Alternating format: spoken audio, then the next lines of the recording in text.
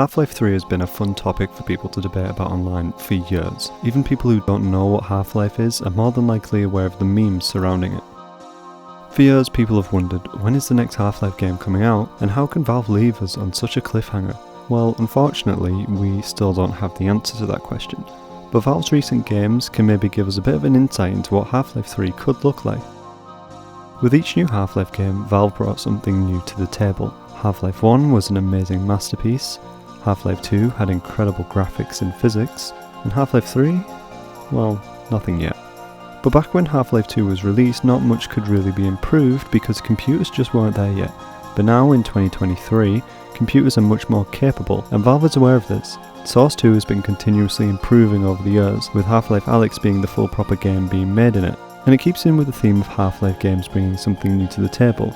And Half-Life Alyx, well, it brought a lot. We got amazing new graphics, a brilliant new engine, some pretty neat mapping and modding tools, and so much more. Source 2 really seemed like the future for Valve games. I mean, it has been in development for many years, and Valve seems to be waiting until it is just right to justify making a new Half-Life game. I imagine if there is a new Half-Life game in the works, Valve will be doing everything possible to keep it hidden, but then again that has never stopped anyone before. Counter-Strike 2 was found to be in the works not long before the beta was released, and for a game that's as popular as Half-Life 3, you can guarantee that someone is going to figure out that it's being made. And even recently with the release of the beta for Counter-Strike 2, Source 2 seems to be getting closer and closer to being fully released. And what does this mean? Well, maybe a new Half-Life game. And something people seemingly keep glossing over is the fact that Half-Life 3 basically did get confirmed in the end credits of Half-Life Alyx, but nobody seems to mention it. Gordon! Gordon! Wake up, Gordon! She's gone, Gordon! She's gone! Son of a bitch, it has unforeseen consequences! And while there's been countless mods, even ones I've covered, that make Half-Life Alyx into a first-person shooter, it always just looked a bit odd. But thankfully, CS2's beta really shows us that first-person games in Source 2 really can just look incredible.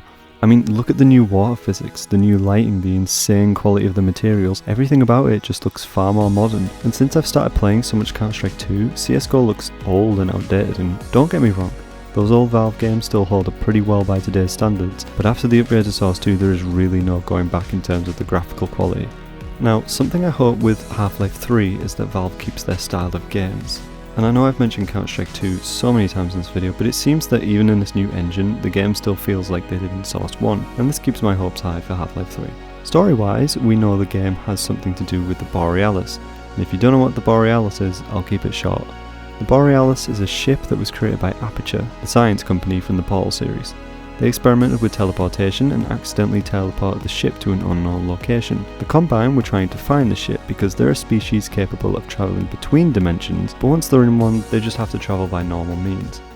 The Borealis? It's real? Oh yes, quite real, despite its almost legendary stature.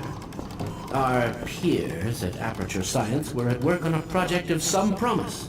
But in their rush to beat Black Mesa for funding, they must have compromised ordinary standards of risk. We heard their research vessel had simply disappeared, vanished, with all hands. So Half-Life 3 probably would have taken place in this location. However, with the ending to Half-Life Alyx, this may have shifted directions a bit. Spoiler alert, in the end of Half-Life 2 Episode 2, Eli gets killed by the Combine advisors. However, in Half-Life Alyx, some weird time loop happens and Alyx ends up saving her father, but as a consequence, she is taken by the G-Man. So the story could be leaning more in the direction of figuring out a way to stop the G-Man and saving Alyx. But who knows? For now, this is just purely speculation. So anyways, I'd say something we can certainly expect from Half-Life 3 is the high standard of quality Half-Life is known for. Valve puts love into every single part of the Half-Life games. And if the end credits of Half-Life Alyx show us anything, it shows us that it's really going to look amazing. I know I speak for a lot of people when I say that we're excited for Half-Life 3 and I'm willing to wait as long as it takes, because I know in the end it's going to be one of the best games that are going to be released for a long time.